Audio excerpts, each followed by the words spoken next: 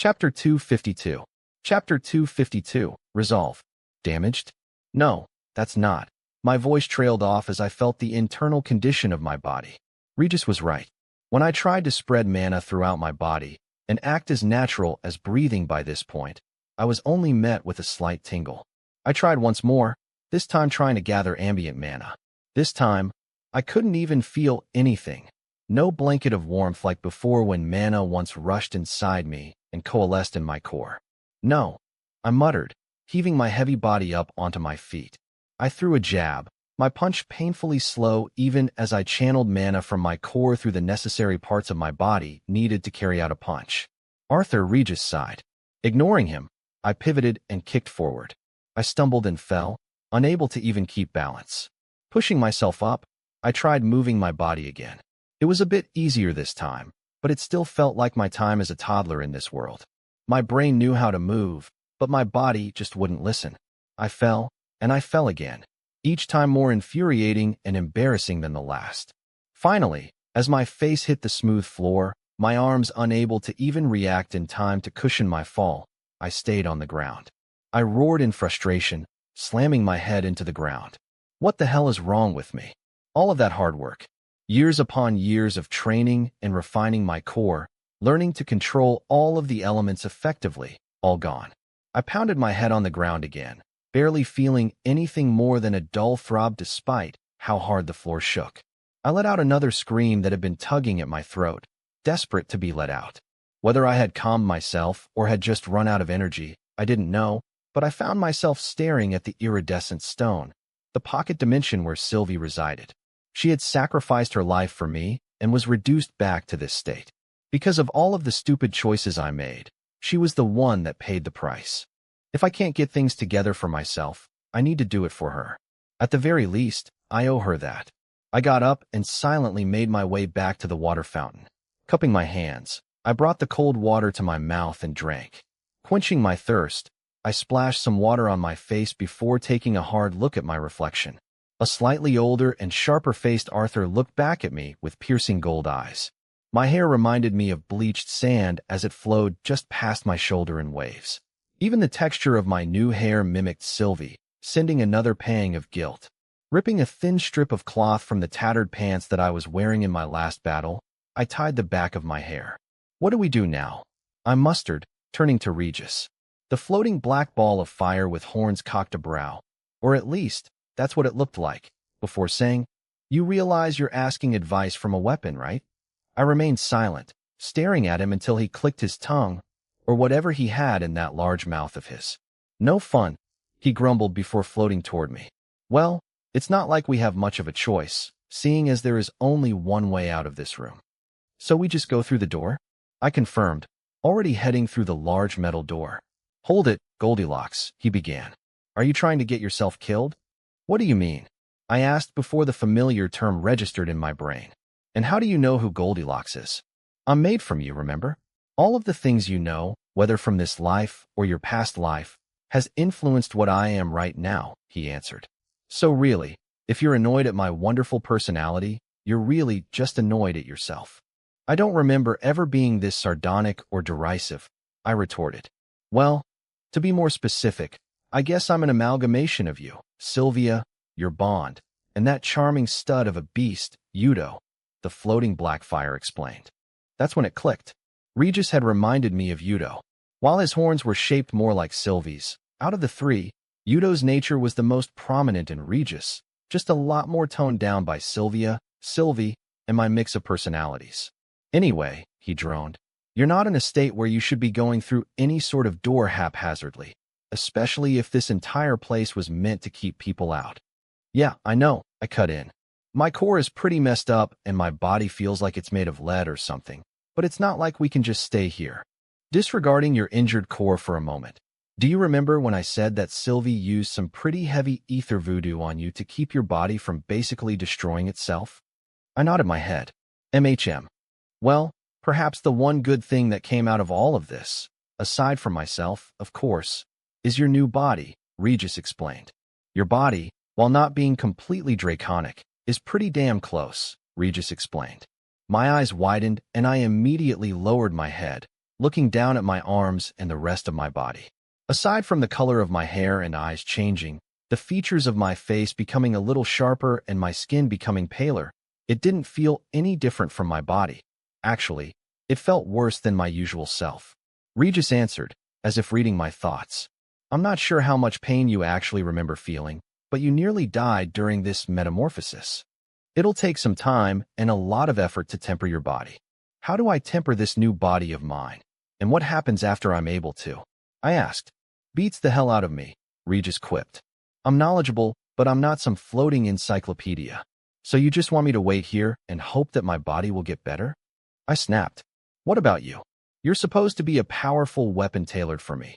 Can't I use you to get out of here? Or is floating around and talking the only thing you know how to do? Oh, screw you. Regis cut in, staring daggers at me. I've been nothing but helpful after you practically killed yourself. I wouldn't have had to go so far if you had come out during my last battle, but I guess it wouldn't have mattered if you did come out then. It's not like you could have been any help. Boo friggin' who? Regis mocked. The only reason you are alive and sane right now is because of me. What? I asked, confused.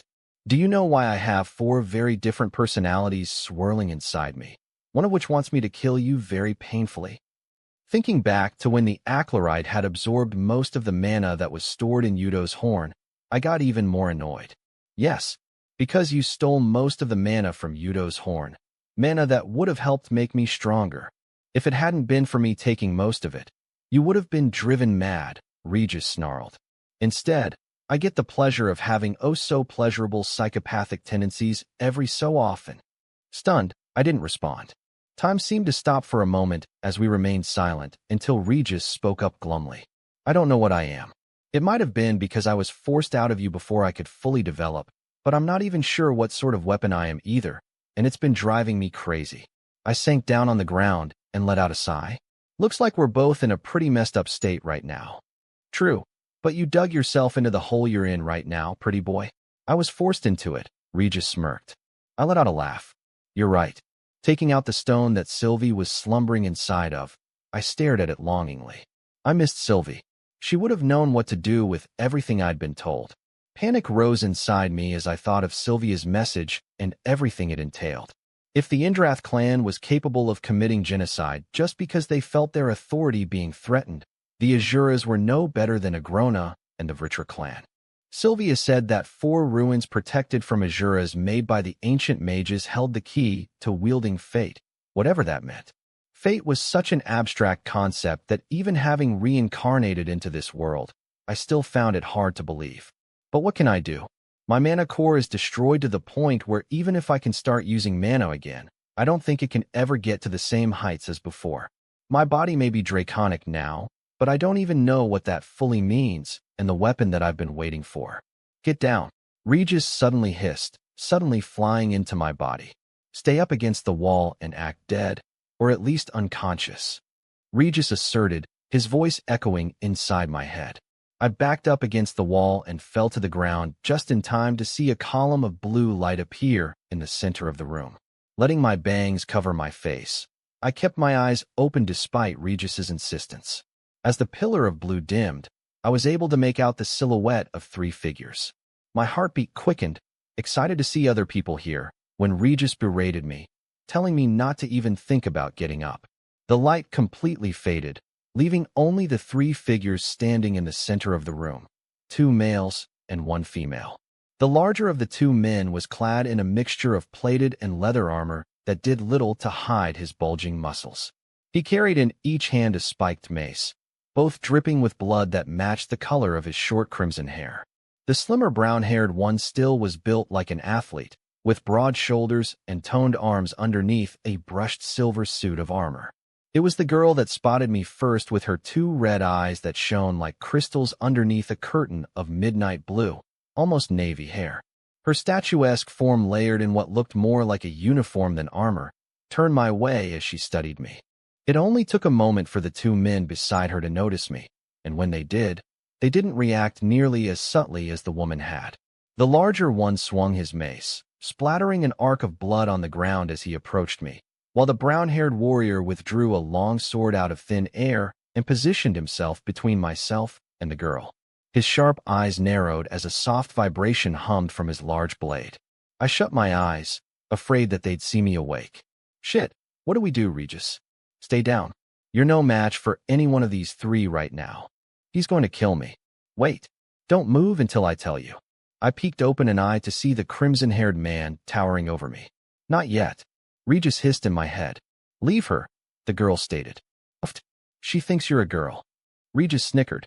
Shut up. She might be a threat to us in the lower levels, Lady Sarah, the large man warned. There are those who feign weakness to make us lower our guards. Have some pity on her, Tae-jin. The fact that neither of you were able to sense her immediately means that her mana core is broken, the girl said. She won't be a threat. Now let's move. We'll rest in the next sanctuary room. Tae-jin let out a dissatisfied grunt before turning around, following after the other two. I let out a mental breath of relief as I began to relax when I saw it.